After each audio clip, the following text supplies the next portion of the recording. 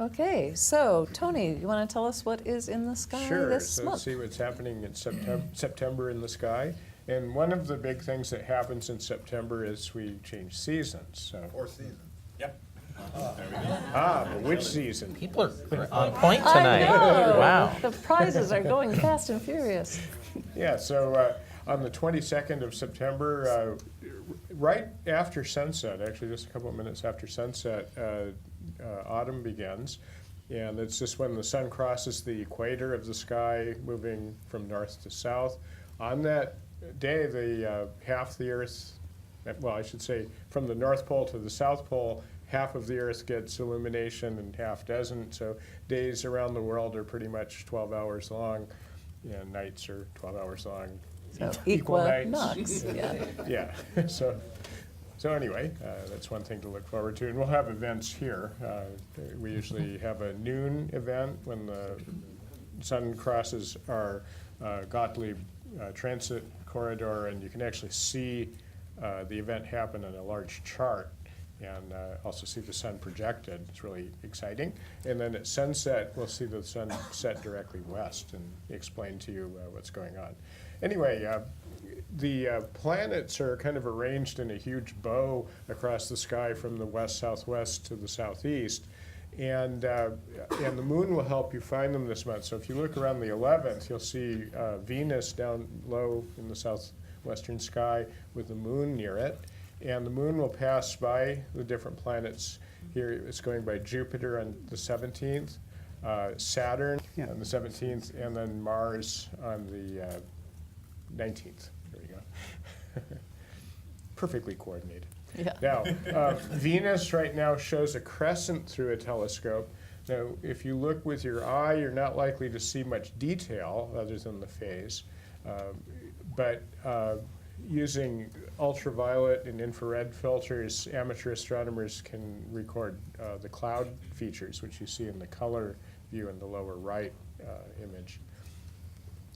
Now, Jupiter is visible for a brief time in the evening. If you want to see the red spot, this is kind of the last month you'll be able to this year, because Jupiter will pass behind the sun in November, and before then it will be too low to really get a good look at. So we are showing it, and Venus, with our telescopes on the lawn currently. Saturn is absolutely gorgeous, and this is probably the best time to see Saturn early in the evening because it's high almost in the south. And this is also a favorite. It's said that Colonel Griffith, having looked at Saturn with the 60-inch telescope at Mount Wilson, was so impressed that he had to give that view to everyone. So that's why this observatory is here. So we always love showing Saturn, and people love seeing it. Mars, this is a recent view by Clyde Foster of South Africa, where Mars is overhead in their sky. And here you do see the clearing view. The color image is a composite of all these different filtered views. And in fact, we are seeing more detail down to the surface. The dust is settling, and that's why we hope to hear from Opportunity soon. The moon this coming weekend is actually the new moon weekend, and that's great timing because of another event that's going on. Go to the next picture here. In the early morning, the brightest star up in the northeast sky is a star called Capella in the constellation Auriga, the Charioteer. But Capella is as bright as just about any star in the northern hemisphere. Only Vega in the summertime is equal to it in brightness. And near it is a comet. So that actually makes it easy to find. If you are able this weekend to go out to a dark sky, like out in the desert or high in the mountains, bring binoculars, and you shouldn't have too much trouble finding a comet. And this comet is called Giacobini-Zinner. It's also 21P because it's the 21st comet whose periodic orbit was calculated.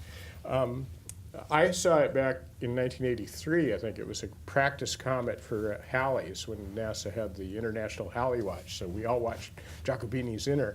And it actually turned out to be a really neat comet. Through telescopes, you can see a lot of detail. There's a long, slender tail. You can see what's called a pseudonucleus. We can't see the actual nucleus of a comet because it's too dim and too tiny. But the dust that it throws off in the gas lights up the area around it, and then it forms a huge atmosphere called, or an exosphere. It's actually leaving the comet, called a coma, and then the tail. So in a telescope, you can actually see this. This is a recent drawing by a German amateur. That's why it's spelled with a K. And that's what it looks like through an eyepiece.